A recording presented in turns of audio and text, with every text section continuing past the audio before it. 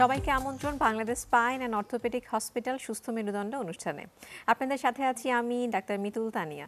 দর্শক, মেরুদণ্ড আমাদের দেহের একটি অত্যাবশ্যকীয় অঙ্গ। সেই মেরুদণ্ডেও হতে পারে ক্যান্সার। আমরা আজকে কথা বলবো মেরুদণ্ডের ক্যান্সার এবং করণীয় নিয়ে। আমাদের সাথে আজ দেশের একজন স্বনামধন্য স্পাইন সার্জন উপস্থিত রয়েছেন। আমাদের সাথে রয়েছেন অধ্যাপক doctor Mohammad Shah Alam, chief consultant Bangladesh spine and orthopaedic হাসপাতাল। স্যার, প্রথমে অনুষ্ঠানের পক্ষ থেকে আন্তরিক শুভেচ্ছা। কেমন আছেন? জি, ভালো আছি। আপনাদেরকেও ধন্যবাদ। স্যার, আমরা তো আগে শুনতাম যে ক্যান্সার হলে তার কোনো অ্যান্সার নাই, তো আজকে আমরা মেরুদণ্ডের ক্যান্সার নিয়ে কথা বলবো। এই ক্যান্সার হলে আসলে কি আমাদের করণীয়, কি বিষয়গুলো আমরা আজকে আলোচনা করব। আপনাকে ধন্যবাদ। আসলে এক সময় ক্যান্সার খুব ভয়াবহ একটা জিনিস ছিল এবং আমরা ক্যান্সার শুনলেই ভয় পেতাম। এবং ক্যান্সার আসলে কিন্তু শরীরে যে কোনো সময় যে কোনো টাইমে যে কারোই হতে পারে। বয়সের তারতম্যে বিভিন্ন বয়সে বিভিন্ন ধরনের ক্যান্সার হয়ে থাকে। আমরা যদি মেরুদণ্ডের ক্যান্সার বলি, সাধারণত মেরুদণ্ডের ক্যান্সার দুই রকমের। একটা বলি যে প্রাথমিক ক্যান্সার, যে মেরুদণ্ডের মধ্যেই ক্যান্সারটা হলো। আরেকটা হলো যে না, এটা হলো সেকেন্ডারি ক্যান্সার। এখন এই যে প্রাথমিক ক্যান্সার যেটা, সেটা কিন্তু বয়সের সময় বিভিন্ন বয়সে বিভিন্ন ধরনের ক্যান্সার হয়ে থাকে। মেরুদণ্ডের দুইটা পার্ট, একটা হলো বনি পার্ট মানে হাড়, আরেকটা এর ভিতরে থাকে স্পাইনাল কর্ড। মজার জিনিস হলো কি, স্পাইনাল কর্ড অথবা ভার্টেব্রাল কলাম, যেটা আমরা মানে হাড় এবং হাড়ের ভিতরে যে স্নায়ুতন্ত্র যেটা রয়েছে স্পাইনাল কর্ড, দুটোরই প্রাথমিক ক্যান্সার খুবই কম। প্রাথমিক ক্যান্সার খুবই কম, বাট হয় না তা না, কিন্তু 70 to 80% শতকরা এই ক্যান্সারটা হলো সেকেন্ডারি। সেকেন্ডারি অর্থাৎ হলো যে শরীরের অন্য জায়গায় ক্যান্সার আছে, সেটা এখানে এসে জমা হয়েছে, ডিপোজিটেড মেটাস্টেটিক টিউমার আমরা বলি, ক্যান্সার বলি। দেখো তাহলে প্রাইমারি মানে প্রশ্নটা যে প্রাথমিক ক্যান্সারটা কোথায়, মেরুদণ্ডের অ্যাজ এ হোল, শুধু এই মেরুদণ্ড না, শরীরের যে কোনো হাড়ে যদি ক্যান্সার হয়, সেকেন্ডারি ক্যান্সারই বেশি। তাহলে প্রাইমারিলি আমরা চিন্তা করি যে কোন কোন জায়গায় হতে পারে। যেমন দেখা যায় ছেলে হোক মেয়ে হোক, যেমন আমরা হলো থাইরয়েড গ্ল্যান্ড একটা আছে, থাইরয়েড গ্ল্যান্ডে আপনার যদি ক্যান্সার থাকে সেখান থেকে আপনি হাড়ে আসতে পারে। ফুসফুসে ক্যান্সার থাকলে সেখান থেকে আপনি হাড়ে আসতে পারে, মেরুদণ্ডে আসতে পারে। ব্রেস্ট ক্যান্সার মহিলাদের একটু বেশি, ছেলেদেরও হয় ভেরি রেয়ারলি ব্রেস্ট ক্যান্সার। আরেকটা হলো যে যেমন হলো খাদ্যনালীর কোনো ক্যান্সার, টেস্টিস, দেন কিডনি, প্রস্টেট। এই যে মিড লাইনের কিছু স্ট্রাকচার রয়েছে, এগুলোতে যদি আপনার ক্যান্সার হয়, প্রাথমিক ক্যান্সার, সেগুলো কিন্তু হাড়ের মধ্যে হতে পারে। তাহলে আমরা ধরে নেব যে আমাদের যে প্রাথমিক ক্যান্সার যদি আমাদের জানা থাকে তাহলে তো খুব ভালো, যে আমরা পট করেই বলতে পারি যে হ্যাঁ অমুক জায়গায় তার ক্যান্সার ছিল, তাহলে সেখান থেকে আপনি হাড়ের মধ্যে ক্যান্সার আসছে। আর এই যে মেরুদণ্ডের প্রাথমিক কিছু কিছু ক্যান্সার আছে, খুব রেয়ার হতে পারে। তারপরে প্রাথমিক ক্যান্সারের মধ্যে আবার কতগুলো আছে সেগুলো আমরা ক্যান্সার বলি না। ক্যান্সার তো ধরেন একটা লেমেন টার্ম, মানে যেটা আমরা বলি যে ম্যালিগনেন্ট মানে হলো আসলে ক্যান্সার আমাদের মানে কি বলা যায় বৈজ্ঞানিক ভাষায়, মেডিকেল টার্ম। আদারওয়াইজ এটাকে আমরা বলবো যে বিনাইন অ্যান্ড ম্যালিগনেন্ট। বিনাইন হলো যে সমস্ত টিউমার মানে কোনো ক্ষতিকারক না, অনেক জায়গায় থাকে, চামড়ার নিচে ফ্যাট জাতীয় জিনিস থেকে হবে, এবং এটা লং লাস্টিং অনেক দিন থাকবে, কিন্তু আমাদের কোনো অসুবিধা করবে না। কিন্তু মেরুদণ্ডের যদি প্রাথমিক হয় অথবা সেকেন্ডারি যে ক্যান্সারই হয়, এগুলো কিন্তু আস্তে আস্তে মানুষকে কষ্ট দেয়। যেমন কারণ কেন কষ্ট দেয়, যে মেরুদণ্ডটা আমাদের দাঁড়াতে, বসতে, হাঁটতে সাহায্য করে। সো ওখানে যখন একটা অ্যাবনর্মাল এরকম টিউমার যাতে হয়, এই চলাফেরার কষ্ট, ব্যথা, এগুলো নিয়ে আমাদের কাছে আসে। আর যদি স্নায়ুতন্ত্র, যেটা স্নায়ুতন্ত্র তো সবচেয়ে সেন্সিটিভ, ওখানে একটা টিউমার হলে মানে অ্যাজ এ হোল বোথ মানে হাড় অথবা স্পাইনাল কর্ড, যেখানেই টিউমার বা ক্যান্সার হোক, প্রাথমিক যে উপসর্গ সেটা কিন্তু ব্যথা, এবং এই ব্যথার তীব্রতাটা বাড়তে থাকে আস্তে আস্তে। এবং আমরা যদি অন্য কারণের জন্য যদি ব্যথা হয়ে থাকে, মনে করুন আঘাতজনিত, তাহলে তো একটা হিস্ট্রি থাকবে তার আঘাত। আবার দেখা যাবে কোনো ব্যাকটেরিয়াল ইনফেকশনের জন্য হয়, তাহলে তার সাথে যেমন থাকবে হলো জ্বর। এটার মধ্যে ধরেন কোনো জ্বর কিন্তু থাকবে না, কিন্তু দেখা যাবে হয়তো সাথে সাথে শরীর শুকিয়ে যাচ্ছে এবং তার খাবার দাবার অরুচি। এর যেমন আবার যক্ষার সাথে অনেক সময় মিলে যায়, দুইটার খাবার আপনার হলো অরুচি হবে। কিন্তু ক্যান্সার হলো এই শরীরটা শুকিয়ে যাবে খুব তাড়াতাড়ি, এবং এই ব্যথার তীব্রতাটা দিন যাবে বাড়তে থাকবে, কখনো এটা কমবে না, কোনোভাবেই কমতে চায় না। এটা দেখে আমরা মানে বুঝতে পারি প্রাথমিক অবস্থায় যেটা ক্যান্সার হতে পারে। আরেকটা হলো যে আপনার বয়স, সাধারণত ক্যান্সার কিন্তু হয় একটু যাদের বয়স 50-60 ইয়ার্সের পরে, 50-60 বছরের পরেই সাধারণত এই ক্যান্সারগুলো হয়ে থাকে। সুতরাং আমরা যদি মেরুদণ্ডের কথা চিন্তা করি, তাহলে যাদের প্রাথমিক অবস্থায় যদি অন্য জায়গায় কোনো ক্যান্সার থাকে, মনে হয় যে ব্রেস্ট ক্যান্সার, এবং এটা অনেক দিন ব্রেস্ট ক্যান্সার চিকিৎসা হয়ে গেছে, ভালো আছে, কিন্তু তার অনেক দিন পরে কিন্তু আবার এই হাড়ের মধ্যে ক্যান্সার হতে পারে, এবং সেটা মেরুদণ্ডেই সবচেয়ে আগে দেখা যায়। সুতরাং স্যার খুব ক্যান্সার সুন্দর করে বুঝিয়ে বলেন, কতগুলো আসলে লক্ষণ উপসর্গ দেখেও কিন্তু আমরা বুঝতে পারছি যে প্রাইমারি সাইট কোন জায়গায় এবং এখানে মেটাসিস হচ্ছে।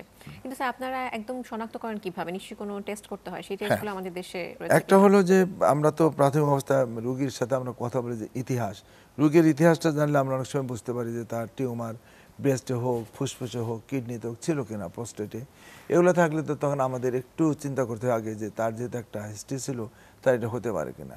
নাম্বার টু, রোগীর এই যে কষ্টগুলো যে বললাম, ব্যথার তীব্রতাটা বাড়তে থাকবে, যদি শরীর শুকাইতে থাকে, সেগুলো আমরা একটু বুঝতে পারি। আরেকটা হলো যে এগুলো রাতের দিকে ব্যথাগুলো অনেক বেশি তীব্র, এটা ইনফ্যাক্ট টিবির ক্ষেত্রেও এরকম হয়, যক্ষার ক্ষেত্রেও। কিন্তু যে আমরা বললাম যে বয়স একটা বার, কারণ টিবি যে কোনো বয়সে হতে পারে, বা ধরেন অন্য কারণের জন্য যদি আঘাতের জন্য হয়, তাহলে একটা আঘাতের হিস্ট্রি থাকে।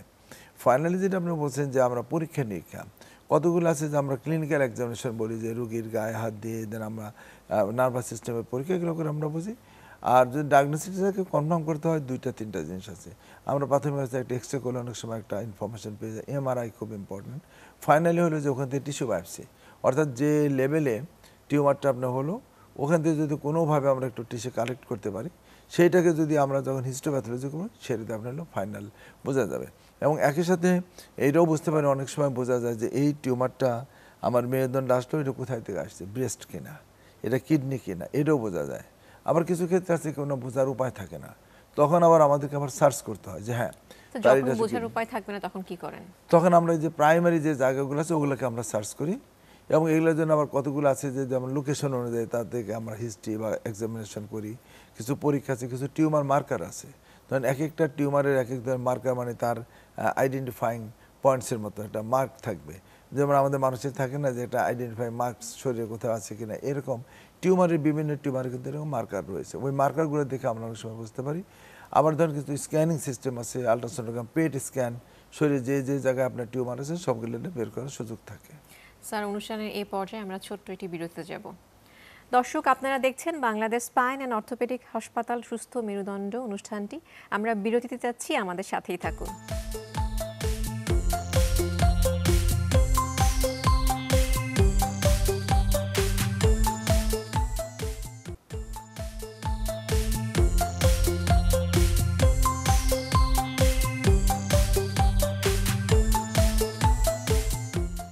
আপনারা দেখছেন Bangladesh spine and orthopaedic hospital সুস্থ মেরুদণ্ড। বিরতির পর ফিরে যাচ্ছি মূল আলোচনায়। স্যার, আমরা এই যে ক্যান্সার, মেটাসিস ক্যান্সার নিয়ে আমরা প্রেজেন্টেশনটি দেখে আসি। যেমন এইটা একটা ছবি আপনি দেখেন, যে আমরা যে দুইটা লাল অ্যারো দিয়ে আমরা বোঝানোর চেষ্টা করেছি, যেটা কিন্তু মনে হয় যেন বসে যাচ্ছে। হ্যাঁ, এটা অনেক সময় আমরা কনফিউশনে পড়ি, যেটা কি ভাঙার জন্য কিনা, কারণ বয়স হয়ে গেলে যেমন বয়সজনিত কারণে অনেক সময় হাড়গুলো নরম হয়ে যায়, বিশেষ করে মহিলাদের ক্ষেত্রে। তো সেক্ষেত্রে ধরেন আমরা এরপরে যদি আমরা যে এক্সরে করলে আমরা অনেক সময় বুঝতে পারি। যেমন এই যে একটা জিনিস দেখুন সুন্দর করে, যে মাঝখানে যে টিউমার আস্তে আস্তে আস্তে মনে হয় বড় হয়ে, হাড়ের মধ্যে টিউমার, কিন্তু পিছনের দিকে দেখেন বড় হয়ে স্পাইনাল কর্ড, যেটা লম্বা আমরা দেখতে পাচ্ছি যে কর্ডের মধ্যে চাপ দেওয়ার সৃষ্টি করতেছে। এটাকে যদি আমরা ঠিক হরাইজন্টাল সেকশন করে আমরা দেখি, যে প্রাথমিক অবস্থায় শুধু হয়তো ব্যথা থাকবে, কিন্তু পিছনে দেখেন যখন ওই স্পাইনাল কর্ড বা রুটের মধ্যে চাপ দিবে, তখন কিন্তু এই টিউমার ব্যথা, রেডিয়েটিং পেন হবে অনেক। মানে প্রাথমিক অবস্থায় শুধু কোমর বা পিঠ, এরপর কিন্তু আস্তে আস্তে পায়ের বা ঘাড়ের দিকে হলে হাতের দিকে রেডিয়েট করবে। এইটা হলো আমরা এখানে দেখানোর চেষ্টা করছি। এবং ওই যে সোর্সগুলো আমরা বলছি, ব্রেস্ট ক্যান্সার, দেখেন এই যে এক্সরেটা, দুইটা এক্সরের দুইটাভাবে সামনে এবং সাইড থেকে যদি আমরা দেখি, এটা কিন্তু বোঝার কোনো উপায় নাই যে এটা কি আসলে কি এখানে টিউমার ক্যান্সার আছে কি না। কিন্তু ওই জায়গাটা কালো হয়ে গেছে। অনেক সময় টিবি হলেও এরকম হয়, যদি আপনার ধরেন হাড়ের ক্ষয়রোগ হয়, এরকম কিন্তু হয়ে যায়। যদি আমরা এখন এমআরআই করি, এর পরেরটা যদি আমরা যাই, দেখেন এখানে বোঝা যায় যে ওই যে একটা হাড়ের মানে অর্ধেক আপনার ধরেন মনে হয় খেয়ে কেমন একটা অ্যাবনর্মাল সিগন্যাল আসছে, এবং পিছনের দিকে যে ভার্টিক্যাল যেটা লম্বা মোটা রগ স্পাইনাল কর্ড, এই কর্ডটাকে চেপে ধরে আছে। তাহলে প্রথম অবস্থায় ব্যথা থাকবে শুধু হাড়, এরপর আপনার কর্ডে ধরলেই কিন্তু রেডিয়েট করে দুই পায়ের দিকে যেতে পারে, চার হাত পায়ের দিকে যেতে পারে, অথবা একটা নার্ভ ডান দিকে বা বাম দিকে যেদিকে ইনভলভ করবে সেদিকে যেতে পারে। সুতরাং এটা একটা মেটাস্ট্যাটিক লিশন, দুইটা হাড়কে একদম খেয়ে ফেলছে, দেখেন আমরা পর্যায়ক্রমে যদি দেখি। এইগুলাকে কিন্তু আমরা চিকিৎসা কিন্তু করতে হয় সার্জারি করে। আপনি দেখেন আমরা কি করেছি যে ওই যে টিউমারটা ওইটা পুরাটাকে আমরা ফেলে দিয়েছি, ফেলে দেওয়ার পর এটাকে আবার সাপোর্ট দিতে হয়, সাপোর্ট দিয়ে এটাকে আবার একটা হাড়ের মতো তৈরি করতে হয় এবং একটা হাড়ের সাথে একটা কন্ট্যাক্ট রাখার জন্য ওই যে আপনি দেখেন জালি জালির মতো, এটা কিন্তু এক ধরনের মেটাল, কিন্তু শরীরের রিয়াকশন কম করবে। ওর ভিতরে আমরা আবার হাড় দিই, দেখেন এটা পরবর্তী সময় মানে যে হাড়টা একটা সলিড হাড় হয়ে গেছে। এবং রোগীর রিকভারি প্রশ্ন হচ্ছে যে কি লাভ, কতটুকু হবে।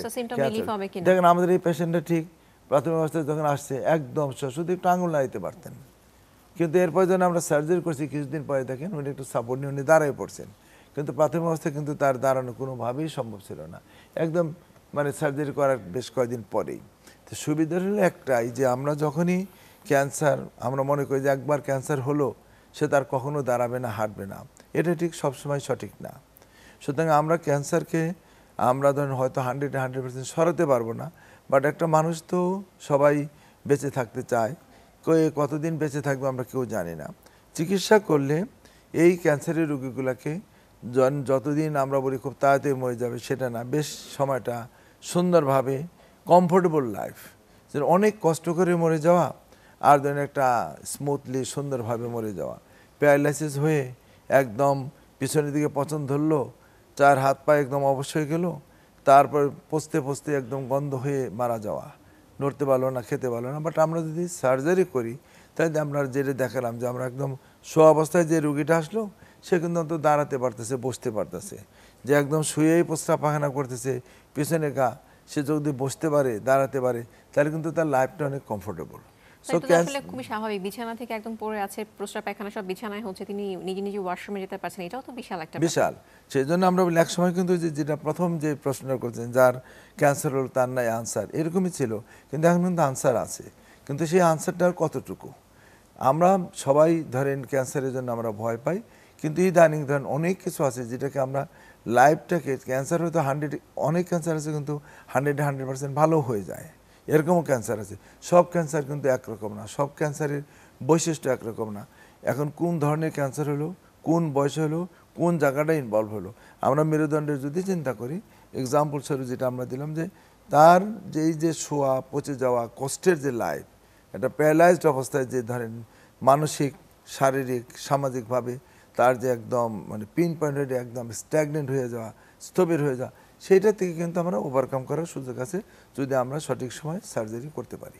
স্যার এরপরে কি রেডিওথেরাপি কিংবা কেমোথেরাপি দেওয়ার এখন নির্ভর করে যে কোন ধরনের টিউমার। যদি আমরা প্রাথমিক টিউমার পুরাটা আমরা ফেলে দেই তাহলে কিন্তু রেডিও বা কেমোর প্রশ্ন ওঠে না, কিন্তু যদি এটা ক্যান্সার আমরা মেটাস্ট্যাটিক অর্থাৎ অন্য জায়গায় প্রাইমারি সেখান থেকে এখানে আসছে, তাহলে ডেফিনেটলি আমরা আরও খুঁজি কোথাও আছে কিনা। একটা দুইটা জায়গায় হলে কিন্তু আমরা ওগুলো সার্জারি করে ফেলে দিই, কিন্তু শরীরে আরও কোথাও কিছু জায়গায় আছে কিন্তু এখনও সে অত সিমটমস, উপসর্গ তৈরি করতেছে না, ওগুলোকে কিন্তু কিল করার জন্য রেডিওথেরাপি, কেমোথেরাপি এগুলো দেওয়া হয়। এবং ইদানিংকালে আপনি জেনে আরও খুশি হবেন যে এই কেমো রেডিও আমাদের দেশে এত বেশি এখন অ্যাডভান্স যে অনেক রুগী কিন্তু অনেক কমফোর্টেবল ওয়েতে অনেক দিন ভালো থাকতে পারে। সুতরাং সার্জারি এখানেই শেষ না।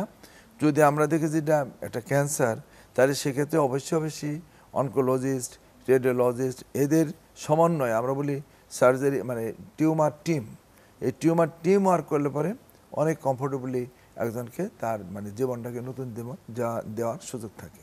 স্যার একদম অনুষ্ঠানের শেষ পর্যায়ে চলে এসেছি, পরিশেষে দর্শকদের উদ্দেশ্যে একটা টেক হোম। দর্শকদের উদ্দেশ্যে আমরা যেটা বলতে চাই যে মহিলাদের ক্ষেত্রে যেমন আমরা দেখলাম ওনার কিন্তু একটা ব্রেস্ট ক্যান্সার ছিল এটা, এবং এটা হিস্ট্রি ছিল তার আগে ব্রেস্টে তার টিউমার ছিল, অপারেশন অনেক দিন পরে তার হয়েছে।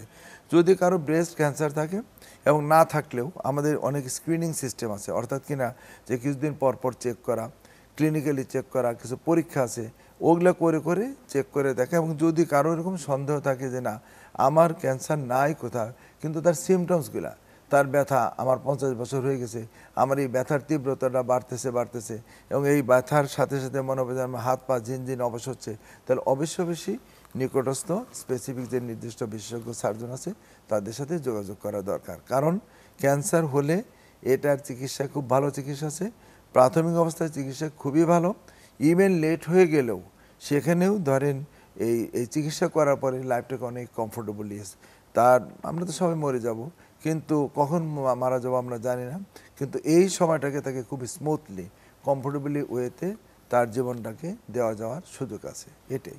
অনেক ধন্যবাদ স্যার আপনাকে। আপনাকেও ধন্যবাদ, চ্যানেল 24কেও ধন্যবাদ। দর্শক, আমরা যেটা জানলাম, শরীরের নানা অঙ্গের ক্যান্সার বাসা বাঁধতে পারে মেরুদণ্ডে এবং আমাদের যে মেরুদণ্ডের হাড্ডি, স্পাইন, দুই জায়গাতেই। কিন্তু এই সমস্যার সমাধানও রয়েছে। সমাধান নিয়ে অনেকটাই স্বাভাবিক জীবনযাপন করতে পারি আমরা। সবার জন্য সুস্থ সুন্দর জীবন কামনা করে আজকে এখানে বিদায় নিচ্ছি। ধন্যবাদ।